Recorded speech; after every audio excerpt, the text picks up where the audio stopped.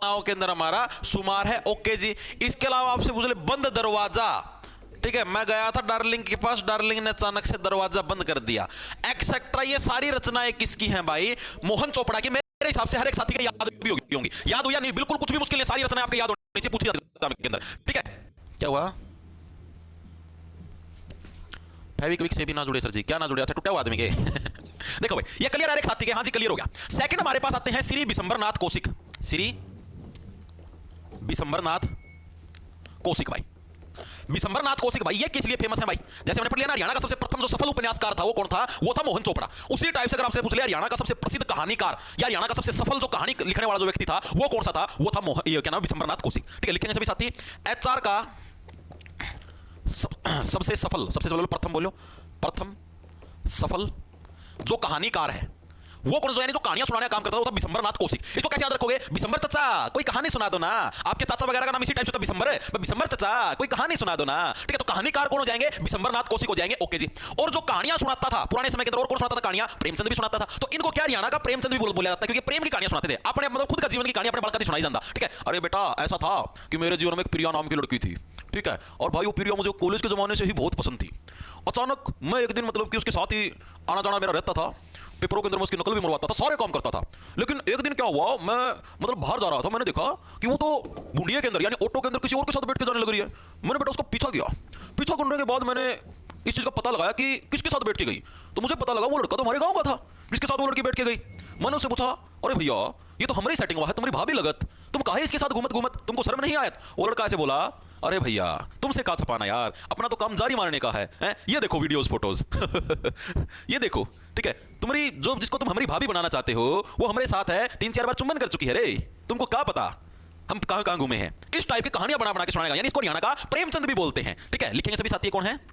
हरियाणा का प्रेमचंद भाई। ठीक है, प्रेमचंद समझ गया। मैक्सिमम ये प्रेम की कहानी सुनाया करता है, इसलिए क्या है इसको हरियाणा प्रेमचंद भी बोला जाता है। और बिशंबरनाथ कौशिक कहां से बिलोंग करते हैं? अब कौशिक साहब सीधी सी बात है, प्रेम की कहानी सुनाने लग रहा है, ठीक है, इसकी सेटिंग इसना छोड़ के सेटिंग छोड़ के जाओगे तो टेंशन में रहोगा, और टेंशन में रहेगा तो सिर के बाल उठ जाएंगे। यानी कहां से बिलोंग करेगा? हरियाणा के अंबाला जिले से बिलोंग करेगा। ओके जी, तो कहां से बिलोंग करेगा? हरियाणा के अंबाला से ये बिलोंग करता कौन? बिशंबरनाथ कौशिक। हाँ जी, ये चीज भी समझ में आएगी, दिमाग के अंदर घुस गई, वेरी गुड, बहुत बढ़िया। इसके अलावा इन्होंने इनका जो कहानियों का पूरा मतलब कि ये जैसे मजाक की कहानी भी सुनाते थे, मजाक का समझ गए, हास्य व्यंग्य करना, किसी ऊपर व्यंग्य करना, टिप्पणी करना, चुटकुला सुना देना, तो ये क्या है हास्य व्यंग्यपूर्ण कहानियां भी सुनाते थे। और इनकी जो हास्य व्यंग्यपूर्ण जो कहानियों का पूरा पूरा ग्रुप था, किताब थी, उस किताब का नाम क्या था? दिव्य चक्षु। ठीक है, याद रखेंगे सभी साथी। भाई इनका क्या है, यहां पर लिखवा दूं, दिव्य चक्षु नाम से क्या है?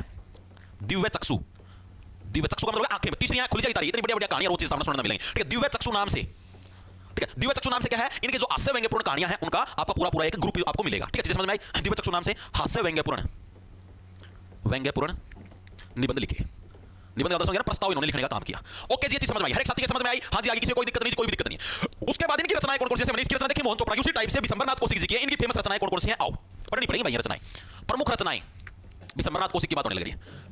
पहली जो इनकी फेमस रचना थी उसका नाम था चांद। चांद पत्रिका नाम सुना भी होगा आप लोगों ने। चांद पत्रिका बहुत मतलब ये अच्छी रचना है, मासिक पत्रिका थी। और इस पत्रिका की खास बात है क्योंकि प्रीवियस ईयर के अंदर मल्टीपल टाइम आई हुई, इसलिए आपको पत्रिका याद रखनी पड़ेगी, चांद पत्रिका। इसके अंदर इन्होंने जो 1857 की क्रांति हुई थी ना, हरियाणा के अंदर भी आपको पता है, और हर जगह से हुई थी, वैसे तो मेरठ से स्टार्ट हुई थी, हरियाणा के अंदर मेनली अंबाला के अंदर हुई थी। ठीक है, तो जो 1857 की क्रांति थी उसके अंदर हरियाणा के जितने भी लोग शहीद हुए थे क्रांति के दौरान, उन सभी के नामों की सूची है इनकी जो चांद पत्रिका है उसके अंदर प्रकाशित हुई थी। तो ये प्रीवियस ईयर के अंदर पूछा गया 1857 की जो क्रांति से रिलेटेड जितने भी लोग थे मृत्यु प्राप्त हुए थे, उनकी सूची किस पत्रिका में प्रकाशित? तो चांद पत्रिका में। ऐसे रख लो वो सारे लोग क्या चांद बन चुके हैं, एक्सपायर हो लिए, चांद बन के सितारे बन गए। ठीक है जी, याद रखो चांद पत्रिका किसके द्वारा लिखी गई? बिशंबरनाथ कौशिक। तो लिखेंगे सभी साथी, पहली रचना क्या नाम है? चांद पत्रिका। चांद क्या है? एक पत्रिका है, एक पत्रिका है। ओके जी, और इस चांद पत्रिका की खास बात क्या है? इसकी खास बात लिख लो अलग से। 1857 की क्रांति में शहीद हुए एचआर के लोगों के नाम इसी में प्रकाशित हुए थे।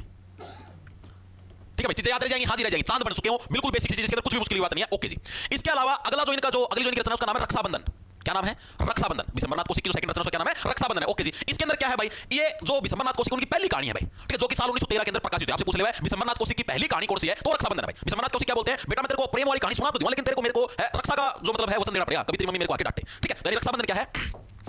इनकी फर्स्ट कहानी जो 1913 में प्रकाशित हुई थी भाई, पहली कहानी भाई इनकी जो कि क्या 1913 के अंदर प्रकाशित हुई थी, उसका क्या नाम है? उसका नाम है जी रक्षाबंधन। हाँ जी, चीज भी समझ में आगे, दिमाग के अंदर घुस गई, बहुत बढ़िया, वेरी गुड। अगली जो हमारे पास आती है जो इनकी रचना, बिशंबरनाथ कौशिक की रचनाएं बहुत इंपॉर्टेंट, फिर बताना, लेकिन आपको याद रखनी पड़ेगी, ठीक है जी। अगली जो रचना हुआ ताई। ताई भी क्या है भाई, एक फेमस कहानी है, ठीक है। नोवेल त्रिताई के ऊपर भी कहानी सुनाई दो, ठीक है। ताई भी क्या है, प्रसिद्ध कहानी, जो कि इन्हीं के द्वारा आपकी रची गई थी। प्रसिद्ध कहानी कौन सी है, ताई। ओके जी, समझ में आएगी। अगली जो हमारे पास आती है दुबे की चिट्ठियां। ये क्या है जी, ये एक हास्य व्यंग्य, हंसी मजाक वाली जो कहानी है वो है दुबे की चिट्ठियां। लिखेंगे सभी साथी, इधर लिखवा दूं, दुबे की चिट्ठियां, ठीक है। ये क्या है, आपकी हास्य व्यंग्य। मतलब आपका उसकी भतीजा लग सुना है कि उसकी मेरे चिट्ठी भी आया करती, पिरिया नाम तो लिया दुबे की चिट्ठियां, ठीक है, थी पिरिया की चिट्ठी, तो इसने मतलब इस तरीके से इसको बका के रखा। ओके जी। अगले नंबर पे जो हमारे पास आती है, जो इन्हीं की रचना हमारे पास, अगले नंबर पे आती है उसका नाम चित्रशाला, ठीक, चित्रशाला भी इन्हीं की रचना। इसके अलावा एक और आती है पेरिस की नर्तकी, ठीक, यह भी इनकी कहानी थी, आपकी सेटिंग खातिर लगाया था पेरिस की नर्तकी। ओके जी। एक और थी मां भिखारन, वो भी क्या थी, इन्हीं की थी भाई। लिखेंगे सभी साथी, कौन सी थी, एक तो पेरिस की नर्तकी, ये भी इन्हीं की रचना थी। अगली आती मां भिखारन, भिखारिन, ये भी क्या थी, इन्हीं की रचना थी। बिशंबरनाथ कौशिक की सारी रचनाएं। ओके जी। और लास्ट आती है हमारे पास चित्रशाला, ठीक है। तो ये 7 रचनाओं के नाम याद रखने हैं। बिशंबरनाथ कौशिक कौन थे, कहां से बिलोंग करते हैं और प्रसिद्ध क्या थे, हरियाणा के कहानीकार थे, प्रमुख कहानीकार थे। जैसे उपन्यासकार हम लोगों ने देखा मोहन चोपड़ा थे, उसी टाइप से तो प्रसिद्ध आपके कहानीकार थे या प्रमुख जो सबसे पहले कहानीकार थे वो कौन से थे, वो बिशंबरनाथ कौशिक थे। दोनों व्यक्तियों के नाम आपको क्लियर हुए या नहीं हुए, एक बार क्लियर मैंने बताओ। मैंने आप लोगों को 2 व्यक्तियों के नाम करे, मोहन चोपड़ा, बिशंबरनाथ कौशिक। मोहन चोपड़ा किसी से बिलोंग करते थे, प्रमुख उपन्यासकार थे, इनके कुछ उपन्यासों के नाम याद रखने हैं। उसके बिशंबरनाथ कौशिक कहते हैं प्रमुख कहानीकार थे, प्रथम सफल हो गए कहानीकार, ठीक है। और इनको हरियाणा का प्रेमचंद भी बोल देते हैं, अम्बाड़ा से बिलोंग करते हैं, दिव्य चक्षु नाम से क्या हास्य व्यंग्य पूर्ण इन्होंने निबंध लिखे। इसके अलावा जो प्रमुख रचनाएं थी, चांद होगी जिसके 1817 की क्रांति जितने भी हमारे शहीद हुए उनके बारे में मिलता है, रक्षाबंधन फर्स्ट कहानी है, ठीक है। ताई, दुबे की चिट्ठियां, पेरिस की नर्तकी, मां भिखारिन, चित्रशाला, ये सारी क्या इनकी रचनाओं के नाम है। हर एक साथी की चीजें क्लियर, फिर आगे चलते बताओगे। ओके जी, यस सर, क्लियर, बहुत बढ़िया भाई, क्लियर होना चाहिए भाई। ज्योति कैसे हो, गुड मॉर्निंग। अच्छा मैं तो कहते ना गुड मॉर्निंग, ब्लॉक करो इसको। कोई बता सकता है सीट में 47 नंबर देना, फिजिकल में बात बन सकती है ओबीसी में। नितिन यादव भाई, परमात्मा बता इसका है, हम तो क्या बताना। चले भाई आगे, बहुत बढ़िया भाई, वेरी गुड, शाबाश। आगे चलते हैं। अगले जो हमारे पास व्यक्तित्व है उनका नाम है बाल मुकुंद गुप्ता। आओ 2 लिया हमारे पास। अगले जो व्यक्तित्व है उनका क्या नाम है, बाल मुकुंद गुप्ता। ये क्या थे, आ जाओ इसके ऊपर बात करें।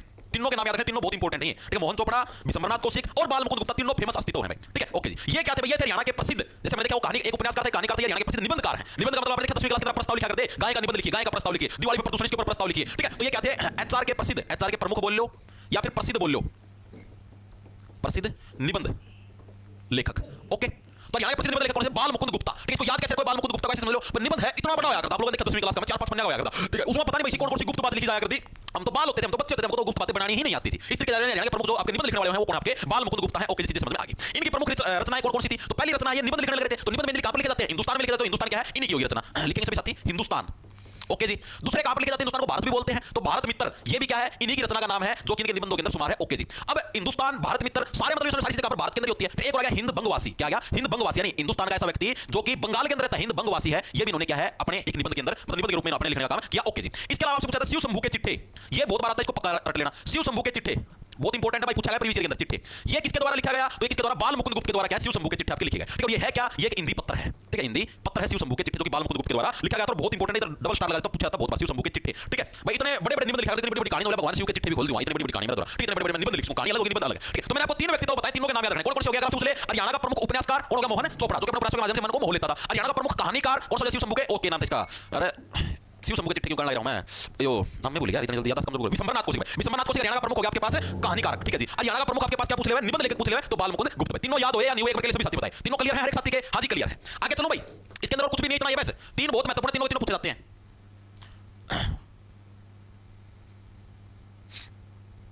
बहुत बढ़िया भाई, 26 जनवरी पर सीटी मेंस बैच बहुत सारे स्टूडेंट्स कर लेना प्लीज, डिस्काउंट दो जी। अच्छा चलो देखेंगे।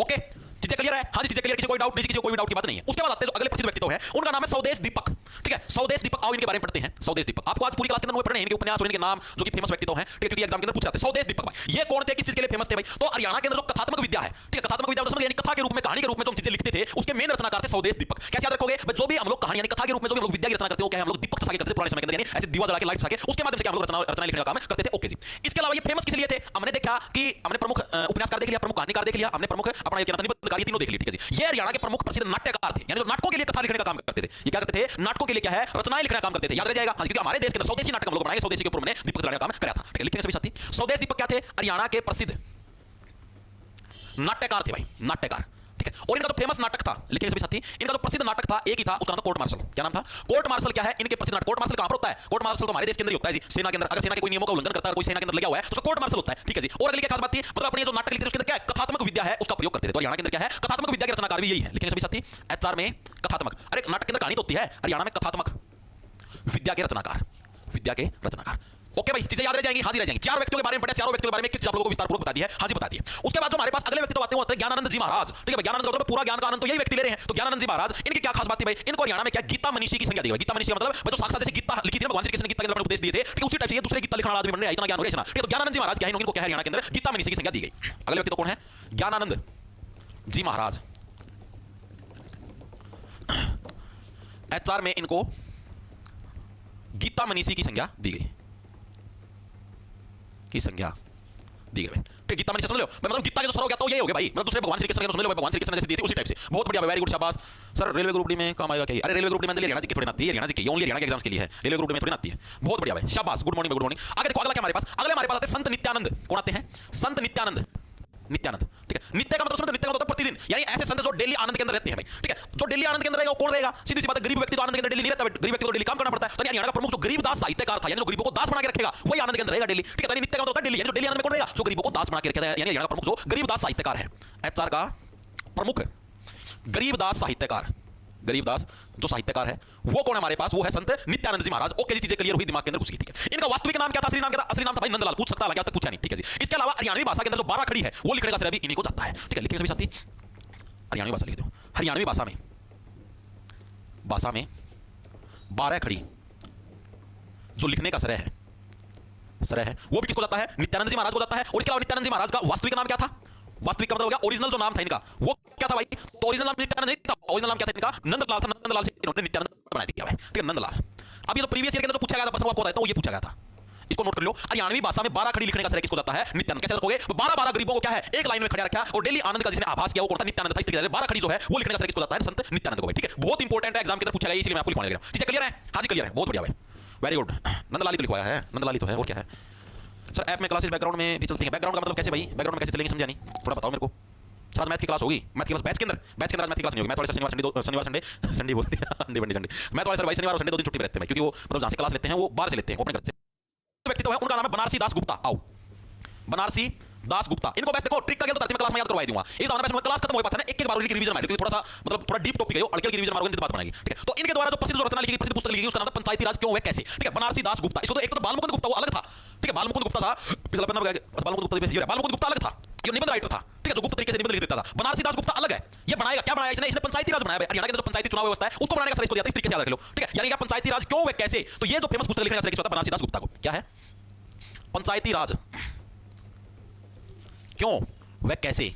ये क्या थी? ये इनकी प्रसिद्ध पुस्तक थी भाई, प्रसिद्ध पुस्तक। इन्होंने गुप्त तरीके से क्या है हरियाणा के अंदर के ग्राम सचिव का पेपर में पूछ लिया पंचायती राज, यो पूछ दे। इन्होंने पुस्तकें बनाई, पंचायती राज क्यों है कैसे, मैं सीक्रेट पुस्तक बनाऊंगा। ठीक है, या पुस्तक चलेगी सीक्रेट तरीके से, गुप्त तरीके से इन्होंने क्या पुस्तक बनाई पंचायती राज क्यों है कैसे। ओके, चीजें समझ में आ गई। इसके अलावा इन्होंने अखबार भी निकाला था जिसका नाम था हरियाणा केसरी। वैसे मैं पत्र पत्रिकाओं की अलग से क्लास लूंगा। ठीक है, जिसके सारे जो पत्र पत्रिका हरियाणा केसरी हो गया और एंड सारे के बारे में विस्तार पढ़ेंगे, लेकिन फिर भी लिख लो, लिखना चाहते हो ताकि तुमको चीजें क्लियर हो जाए, आगे भी आएगा, ये फिर भी एक बार लिख लो। हरियाणा केसरी साप्ताहिक समाचार पत्र वो भी इन्होंने लिखा था भाई। ठीक है, हरियाणा केसरी, हालांकि आगे अलग से करवाऊंगा मैं, फिर भी लिख लो। हरियाणा केसरी क्या था? साप्ताहिक समाचार पत्र है, साप्ताहिक समाचार पत्र। क्लियर है? हाँ जी क्लियर। बालमुकुंद गुप्ता और बनारसी दास, बालमुकुंद गुप्ता और बनारसी दास गुप्ता दोनों के अंदर डिफरेंस है, गलती मत करना एग्जाम के अंदर। ओके, ये मेन इंपोर्टेंट पंचायत राज हरियाणा के पत्र पत्रिका कराऊंगा तब याद रखो, टेंशन ना लो, एक बार सिर्फ ऐसे लिख लो। ओके ठीक है जी। अगले जो हमारे पास व्यक्ति तो आते हैं उनका नाम है श्री विष्णु प्रभाकर। विष्णु प्रभाकर जी ये कौन थे भाई? ये भाई क्या हुआ, क्या है सर इसकी प्लेलिस्ट नहीं भाई, हेमंत बैच के अंदर मिलती है क्लास यूट्यूब के ऊपर आपकी प्रीवियस बैच के अंदर जाते हैं, जो के नाम से आपको ऐप मिल जाए प्ले स्टोर पर, उसको डाउनलोड करना आपको देखने को मिलेगी। ठीक है, वेरी गुड भाई। अब देखो क्या अब मैंने क्या बताया, अगला जो हमारे पास व्यक्ति था श्री विष्णु प्रभाकर, लिखेंगे सभी साथी श्री विष्णु प्रभाकर।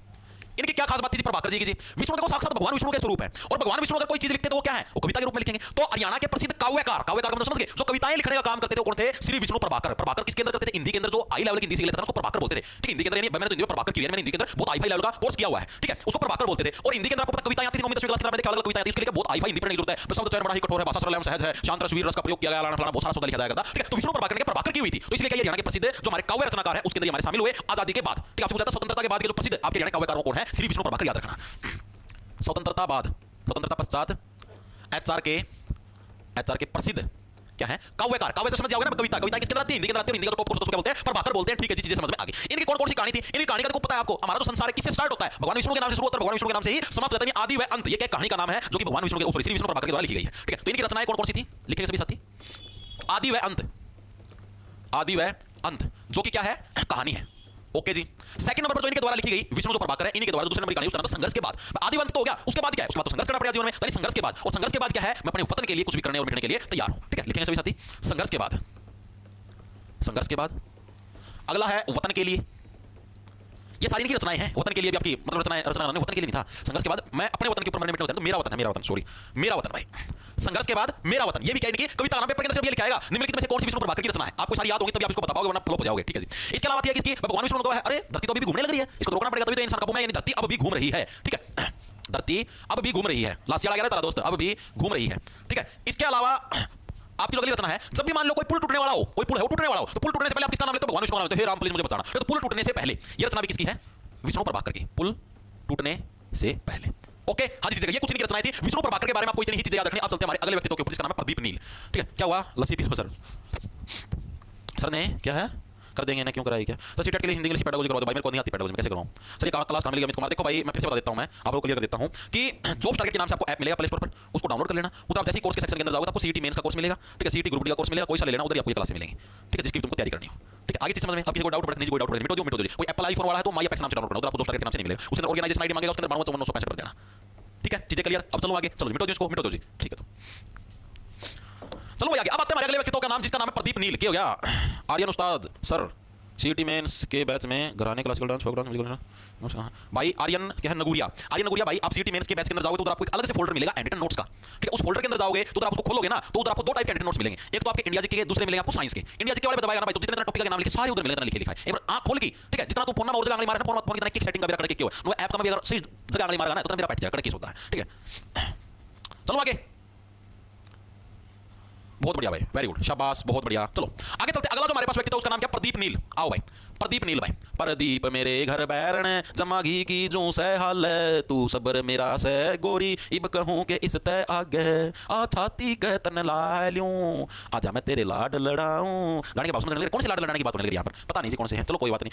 इनका जो उपन्यास है वो कौन सा है, एक ही उपन्यास है, जाट कवे सुन जाटनी। जाट कहने लगे कि मैं जाटनी तो सुन ले। ठीक है, तो प्रदीप नील का क्या है, प्रसिद्ध उपन्यास है, एक ही प्रसिद्ध उपन्यास है, क्या है, जाट कवे सुन जाटनी, प्रीवियस ईयर के अंदर आया हुआ है, जाट कवे सुन जाटनी। ठीक है, ये इनका प्रसिद्ध उपन्यास है, एक याद रखना और इसके अलावा कुछ भी आपको याद रखने की जरूरत नहीं है। ओके जी, उसके बाद अगले व्यक्ति तो आते हैं हमारे पास, उदय भानु हंस।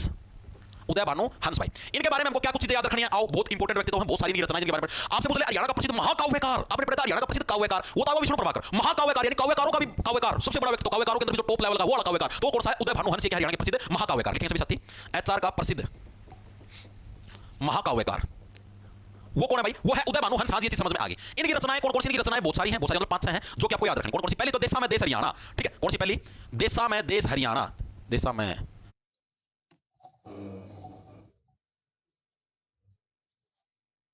फायर वायर कुछ नहीं है, मैं एक सिंपल सी हाउसवाइफ हूँ और मेरा पति, मेरा घर, मेरा परिवार, बस यही।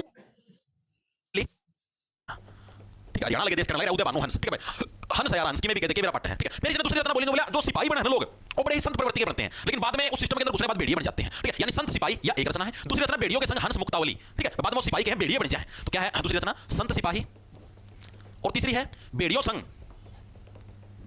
भेड़ियों संग क्या है, जो भी हमारे जो संत हो गए, ठीक है, यानी भेड़ियों के संग है जो आपके हंस हो गए, उनकी क्या मुक्तावली, भेड़ियों संग हंस मुक्तावली।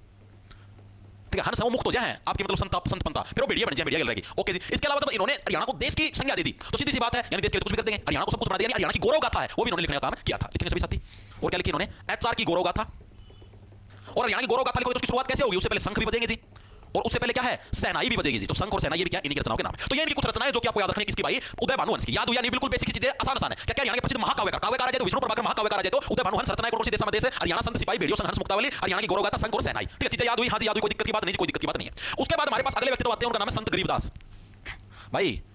क्या हो गया, गौरव गाथा है, गंठा को नहीं, गौरव हरियाणा की गौरव गाथा, शंख और सेनाई। ठीक है, चीजें याद हुई, हाँ जी याद हुई, कोई दिक्कत की बात नहीं, कोई दिक्कत की बात नहीं है। उसके बाद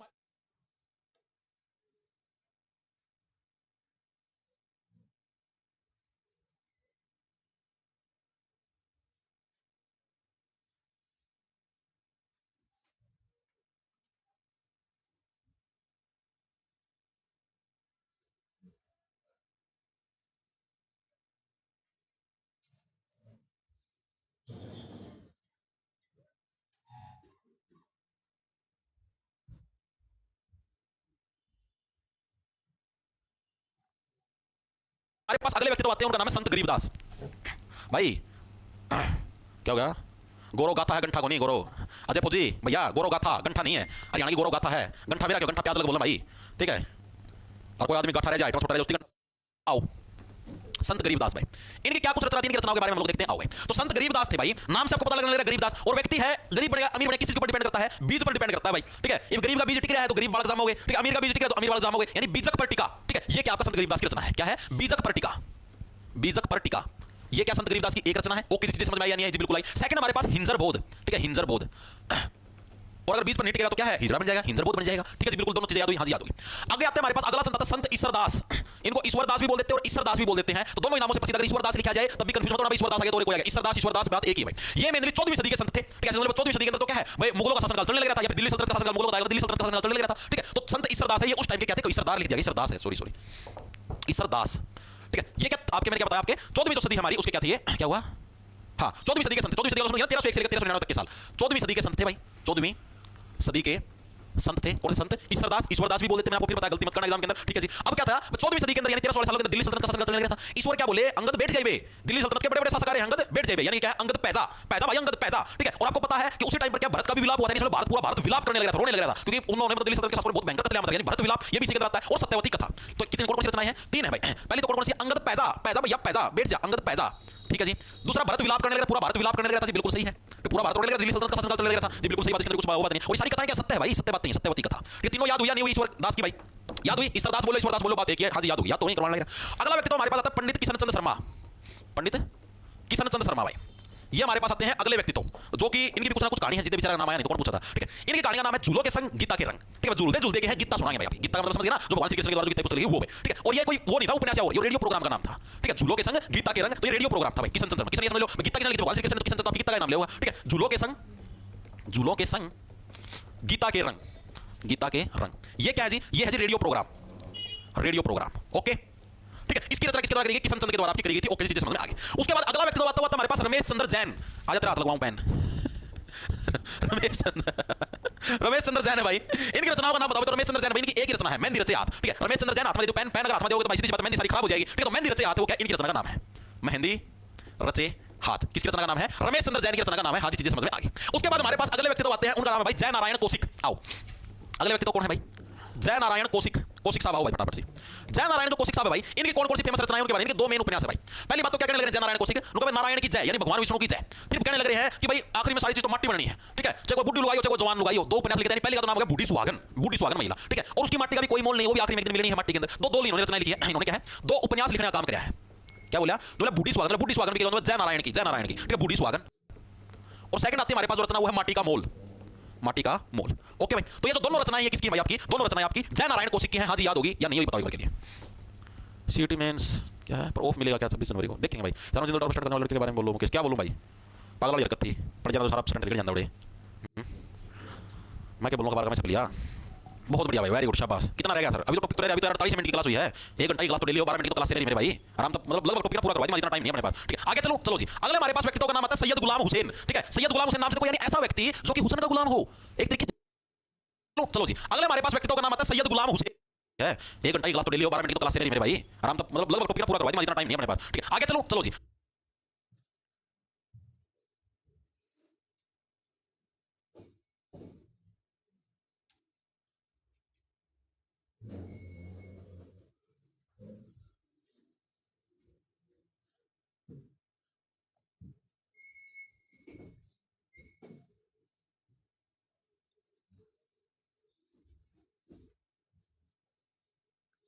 अगले हमारे पास व्यक्तित्व का नाम आता है सैयद गुलाम या विश्व सुंदरी है भाई, इससे पता सैयद गुलाम हुसैन भाई। सोच से आपको पता लगने लग रहा है कि हम गुलाम प्रवृत्ति की सोच है, और गुलाम व्यक्ति सिर्फ सुंदरता का राग गाता रहता है पूरे दिन, आज मैं सुंदरी देखी भाई, सुंदरी देखी, यानी उसी सुंदरता का राग गाता रहता है। यानी रागमाला, रागमाला जो काव्य किसके द्वारा लिखा गया, इनके द्वारा लिखा गया, रागमाला काव्य, यानी जो हुसैन का गुलाम था उसी के द्वारा क्या है रागमाला काव्य लिखा गया। ओके चीजें क्लियर, हाँ चीजें क्लियर। अगले व्यक्ति तो आते तुलसी शर्मा दिनेश, छोटे छोटे कुछ भी कौन यार, तुलसी लिखूंगा, तुलसी शर्मा दिनेश। दिनेश का निकनेम होता है दिन्ना, हमारा गांव में एक दिनेश, उसी ने और दिने क्या है दिन्ना, ठीक है। यानी तुलसी शर्मा दिनेश, तुलसी शर्मा दिनेश भाई ये कहां से थे भाई, ये आपके भिवानी जिले से बिलोंग करते थे, ठीक है जी। तुलसी माता की पूजा करते समय ये भावनाओं के अंदर बह जाते थे, ठीक है। उन्हीं भावनाओं के अंदर बहते बहते क्या है ये कुछ ना कुछ अपनी कहानियां कुछ ना कुछ चीजें आपके लिख देते थे। इन्होंने बहुत सारे महाकाव्य लिखने का काम किया जिनके बारे में हम लोग देखेंगे। आओ तो तुलसी शर्मा दिनेश कहां से बिलोंग करते थे, फ्रॉम भिवानी, फ्रॉम भिवानी से ये बिलोंग करते थे, ओके जी। इनके जो प्रसिद्ध महाकाव्य कौन कौन से हैं, पहले का नाम है पुरुषोत्तम, पुरुषों के अंदर जो उत्तम है उसके ऊपर मैंने एक महाकाव्य लिखा है, पुरुषों के अंदर उत्तम कौन थे भगवान श्री राम, उनके ऊपर मैंने एक महाकाव्य लिखा है पुरुषोत्तम महाकाव्य, पुरुषोत्तम महाकाव्य, ठीक है, किसके द्वारा लिखा गया? तुलसी शर्मा दिनेश। ओके जी, चीजें क्लियर हुई दिमाग के अंदर घुसी। अब उस महापुरुष की क्या है, पुरुषों के अंदर जो उत्तम, उसकी क्या हम लोग भक्ति करेंगे, यानी कि भगत भारती। ठीक, वो भी नहीं कहा है, लेकिन सभी साथी दूसरा क्या हमारे पास, भक्त भारती। उसका क्या कहने लगे? प्रहलाद, प्रहलाद के ऊपर बात को लिया, लेकिन प्रभु श्री राम थे, एक प्रहलाद आ गया। प्रहलाद भी क्या, बहुत तगड़ा सत्याग्रही था, यानी सत्याग्रही प्रहलाद। ठीक है जी, यानी भगवान विष्णु के सारे अवतारों को पराया है, सत्याग्रही प्रहलाद। उसके बाद भगवान श्री कृष्ण, भगवान श्री कृष्ण का नाम क्या है? श्याम है जी, बिल्कुल जी, यानी श्याम सतसई। अब उसके बाद श्याम सतसई भी क्या है? इन्हीं की रचना है, श्याम सतसई। और श्याम जी के पीछे कौन पड़ी हुई थी? मीरा पड़ी हुई थी। ठीक है, श्याम जी की पूजा करती थी, भगवान श्री कृष्ण की पूजा करती थी। हाँ जी, तो मतवाली मीरा। ठीक है, मतवाली मीरा भी क्या है? इन्हीं की रचना का नाम है। ओके जी, चीजें क्लियर हुई? हाँ जी, चीजें क्लियर। तुलसी शर्मा दिनेश सबका क्लियर, बस इसके बारे में इतना पढ़ना और कुछ पढ़ने की जरूरत नहीं है। ओके जी, उसके बाद सैयद गुलाम हुसैन था। अब एक और आएगा जिसका नाम है गुलाम हुसैन शाह। दोनों के अंदर डिफरेंस है, सैयद गुलाम हुसैन, अब आएगा गुलाम हुसैन शाह। गुलाम हुसैन शाह, ठीक है, यानी ये भी उस का गुलाम है, लेकिन ये उसके बाद क्या है, मतलब कि नो दाहिने हाथ का प्रयोग करके नो शाह शाह शाह करते हैं, समझ गए? ठीक है, ये भी उस का गुलाम है, लेकिन ये उस गुलामी को बाहर निकाल देता है। कैसे? दाहिने हाथ का प्रयोग करके, यानी कि दाहिने हाथ से शंख बजा दे, दाहिने हाथ का शंख। ठीक है भाई, दोनों के अंदर डिफरेंस है। अगर आपसे पूछ ले सैयद गुलाम हुसैन तो रागमाला, ठीक है, और गुलाम हुसैन शाह शाह शाह शाह दाहिने हाथ का शंख। ठीक है, वो कौन बजाता है? गुलाम हुसैन शाह। याद रह जाएगा भाई, हाँ जी याद रहेगा, कौन बोलो ना टेंशन लो। अगले जो व्यक्तित्व आते हैं हमारे पास, उसका नाम है संत वीर भान। संत वीर भान भाई, आंसू क्यों हो जाता? मेरे थोड़ा सा होता, मैं को नहीं आता भाई। संत वीर भान तो वीर व्यक्ति होते हैं ना, वो साहब बन के रहते हैं ऐसे। भाई हम अच्छे मतलब डिसेंट बॉय हैं, ठीक है, यानी कि इनका जो काव्य संग्रह उसका क्या नाम होगा? साहिब। वीर भान का क्या था? काव्य ग्रंथ था जो इन्होंने लिखा था, इसका क्या नाम था? उसका नाम था साहिब। संत वीर भान मतलब वीर व्यक्ति साहब बन के रहेंगे। ओके जी, इसके अलावा एक अपना देसी मानस आ गया, रामफल चैल के बोला बोला भाई, आप तो भाई इतना लंबा जोड़ा सिस्टम करा कोई काव्य संग्रह रैंड में ये चीज अपने होंगी ना, अभी छोटा नाटक लिख देंगे जिसका नाम है सीर का काम। इतना गामा रामफल चैल नाम गामा गामा है, गामा गामा लोग के सीर का में रहा है। सीर का मतलब आपसे पूरा परिवार इकट्ठा, यानी साजा सीर। इन्होंने क्या है, एक नाटक लिखा, नाटक का क्या नाम लिखा? साजा सीर। साजा सीर का समझ गए, यानी कि भाई सीर का काम है हमारा, सीर का काम समझ गए, यानी इकट्ठा रहो परिवार, सारा काम इकट्ठा हुआ है सारा। ओके जी, अगले जो व्यक्ति हमारे पास आते हैं उसका नाम है श्रीधर। ठीक है, कौन आते हैं? श्रीधर नाम के जो व्यक्ति, तो इनकी फेमस रचना क्या नाम है भाई? तो श्रीधर की रचना का नाम है पाषाणाउ चरित। ठीक है, कैसे देखो श्रीधर भाई, श्री हे श्रीमान मेरे पास मत आके धर देना अपने सिस्टम को। ठीक है, अपने सिस्टम को अपने पास रख, मेरे पास आके मत रख देना। पाषाणाउ धर। ठीक है, ओके भाई, पाषाणाउ। ठीक है, पाषाणाउ धर क्या है? इनकी रचना का नाम है। ओके जी, चीजें समझ में आ गई, बहुत बढ़िया भाई। क्या हुआ? अच्छा औ ऐसे लिख दिया, पाषाणाउ, रुक जाओ ठीक कर देंगे, पाषाणाउ ऐसे लिख दो। ठीक है, पाषाणाउ धर क्या है? इनकी रचना का नाम है। हाँ जी, चीजें क्लियर होगी। अगले व्यक्ति तो हमारे पास आते हैं ब्रह्मानंद। ठीक है, कौन आते हैं? ब्रह्मानंद। और जो ब्रह्मा जी हैं उनके पास क्या है? ज्ञान ही ज्ञान है, यानी ज्ञानोदय। ब्रह्मानंद, इनकी रचना क्या नाम है? इनकी रचना का नाम है जी ज्ञानोदय। भाई ब्रह्मा जी क्या है? ज्ञान के एक तरीके से देवता हैं, पूरा ज्ञान उनके पास तो है। हाँ जी, ठीक है जी। इसके अलावा अगले व्यक्ति तो आते हैं पंडित श्री राम शर्मा। पंडित श्री राम शर्मा, इनकी खास बात क्या है? पंडित श्री राम शर्मा एक तो इन्होंने हरियाणा का इतिहास लिखा था, यानी हरियाणा का इतिहास इन्हीं के द्वारा लिखा। इसके अलावा हरियाणा नवरत्न वो भी इन्हीं के द्वारा लिखा गया। हरियाणा का इतिहास ये पुस्तक भी इन्हीं के द्वारा लिखी गई, और एक हरियाणा नवरत्न HR नवरत्न वो भी इन्हीं के द्वारा लिखी। दो पुस्तकें इनके द्वारा लिखी पंडित श्री राम शर्मा के द्वारा। ऐसे भगवान श्री राम थे, उनके द्वारा हरियाणा का इतिहास लिखा गया था, और उन्होंने क्या है हरियाणा के जो नवरत्न थे उनके बारे में लिखने का काम किया था। ओके जी, उसके बाद अगले व्यक्ति तो आते हैं संत निश्चल दास। संत निश्चल दास, बताओ भाई, संत जो निश्चल दास है इनकी क्या कुछ खास बात है भाई? इनके अलग अलग रचनाएं हैं जिनके बारे में आपको पढ़ना पड़ेगा। ठीक है, पहली रचना क्या नाम? संत निश्चल दास। संत निश्चल क्या कहते हैं? संत व्यक्ति क्या है? हर चीज के ऊपर विचार करता है, उस विचार के सागर में डूब जाता है, विचार सागर।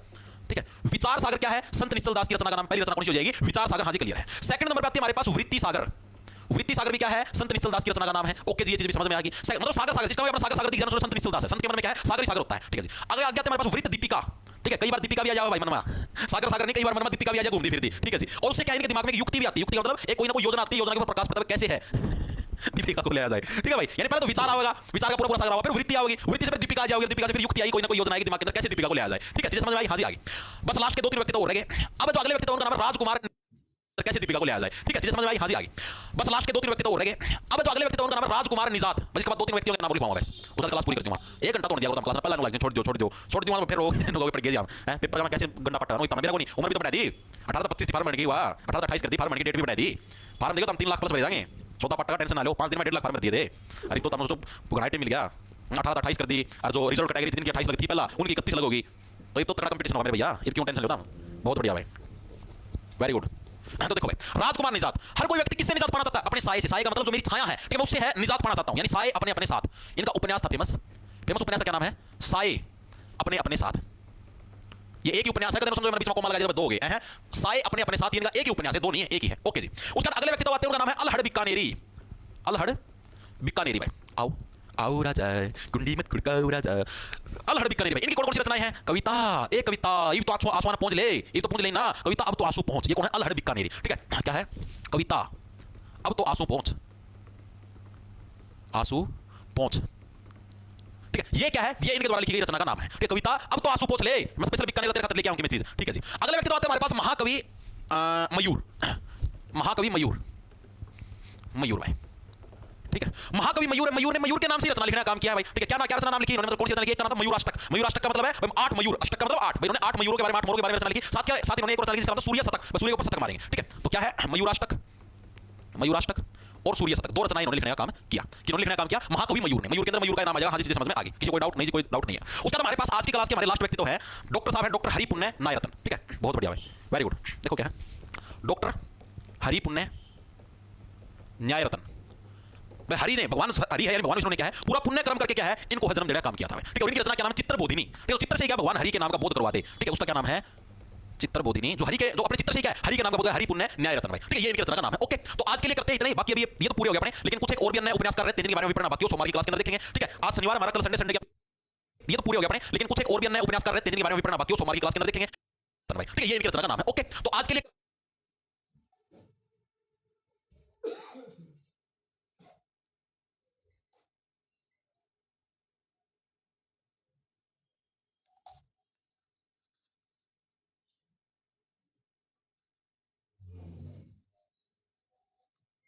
करते हैं इतना ही। बाकी अभी ये तो पूरे हो गए अपने, लेकिन कुछ एक और भी अन्य उपन्यास कर रहे हैं, 3 दिन के बारे में भी पढ़ना बाकी है, सोमवार की क्लास के अंदर देखेंगे, ठीक है। आज शनिवार हमारा, कल संडे, संडे की आपकी छुट्टी रही, और पिछले वाला जो कल गया है उस दिन भाई, यानी कल मैं पीस ऑफ अर्जेंट वर्क की वजह से बाहर था भाई, आउट ऑफ स्टेशन की वजह से कल आपकी की क्लास नहीं हो पाई थी, ठीक है। शाम को मतलब मैं आ गया था, 3-4 बजे आया था, तो इसलिए शाम वाली क्लास हो गई थी अपनी। ओके, दिन में मिलते 3 बजे आपकी एनिमल हस्बेंड्री की क्लास के अंदर, वो अपना पूरा टॉपिक पूरा कर देंगे। उसके बाद एनिमल हस्बेंड्री के अंदर कुछ नहीं बचा, वैसे सोमवार की क्लास होती है, उसके बाद एनिमल हस्बेंड्री पूरी, और उसके बाद फिर आप करेंगे कौन सी? एग्रीकल्चर शुरू करेंगे। एग्रीकल्चर भी समझ लो कि 3 या 4 फरवरी तक एग्रीकल्चर पूरा, जो हमारे 5 फरवरी हो जाएगी, उससे ज्यादा आगे नहीं जाएंगे। और इसके बाद आपका क्या बचेगा? कुछ नहीं बचा, हरियाणा पुलिस एक्ट है, उसकी 3 क्लास पढ़ चुके, बच्चों की क्लास होती है, हरियाणा पुलिस पूरा कर देंगे। मोटा-मोटा 10 से 15 फरवरी तक सारा सिलेबस पूरा करवा देंगे, जो भी एक्स्ट्रा सब्जेक्ट का है, ठीक है। हरियाणा जी के भाई ये क्लास आपको अगर पूरी तैयारी करनी है, बैच लेना है, ठीक है। जैसे भी मैंने बताया आपका ये हरियाणा पुलिस एक्ट है, एग्रीकल्चर की क्लास बैच में लगती है, तो जॉब टारगेट के नाम से आपको अपना ऐप मिल जाए, प्ले स्टोर पर उसको डाउनलोड कर लेना। उधर आप जैसे कोर्स के सेक्शन के अंदर जाओगे तो सीईटी मेंस का बैच मिल जाएगा, जिसके अंदर आपको मॉक टेस्ट सीरीज भी फ्री मिलेगी, मेंटरशिप भी मिलती है, डेली टारगेट पे 100 नोट सारी फैसिलिटीज बैच के अंदर है। सीईटी ग्रुप डी की तैयारी करना है तो ग्रुप डी का अलग से बैच है, वो ग्रुप डी के ले लेना। इसके अलावा आपको सिर्फ एक्स्ट्रा सब्जेक्ट पढ़ने, जैसे हरियाणा जी के को इंक्लूड करते हुए ईवीएस, डिजास्टर मैनेजमेंट, रैंड मीडिया, सीईटी मेंस का बैच का भी है, ठीक है। एनिमल हस्बेंड्री वगैरह इसका एक अलग से बैच भी, जिसको ओनली हरियाणा जी के अपने, तो हरियाणा जी के का भी अलग से बैच है, ठीक है। एएलएम का भी है एक बैच, तो जो सब लेना चाहो ले सकते हो, तुम्हारी मर्जी है, ठीक है। तो मिलते हैं परसों सोमवार को, एसएससी की मैथ की क्लास भी सोमवार से स्टार्ट होगी भाई, ठीक है। आज के लिए इतना काफी है। उपन्यास का मेरे सबसे चैप्टर समझ में आ गया होगा, सारा मैं डीपली करवाने लगा ताकि एक बार जितना हरियाणा जी के पढ़ लेना अपना, उसने भाई दोबारा कर दे, मेरे हरियाणा जी के पढ़ने की जरूरत नहीं है, ठीक है। मतलब रिवीजन मारते हैं ना, फिर दोबारा क्लास को पूरा डीप करवाने लग रहा हूं, सारा कंटेंट बढ़िया तरीके से, ठीक है। तो मिलते हैं भाई सोमवार को, कल संडे, संडे की आपकी छुट्टी रहेगी। ओके सर जी, आपकी बुक एनिमल हस्बेंड्री वाली बोलने लगेगा, पुलिस एक्ट वाली भाई, हिंदी इंग्लिश दोनों में निकलना तो बहुत मुश्किल काम हो जाएगा यार। अगर हिंदी इंग्लिश दोनों बाइलिंगुअल कर दो ना, तो पेज बहुत बड़े छपेंगे भाई, और पेज बहुत ज्यादा छपेंगे तो प्रिंटिंग कॉस्ट बढ़ेगी, प्रिंटिंग कॉस्ट बढ़ेगी तो फिर सेलिंग प्राइस भी बढ़ेगा, ठीक है भाई। इतना हो जाए तो किताब मेरे 500 रुपये की किताब बन जाएगी, 500 रुपये आराम था। इंग्लिश हिंदी दोनों लैंग्वेज में करोगे, एक लैंग्वेज में बना पाओगे भाई, ठीक है। ओके ठीक है भाई।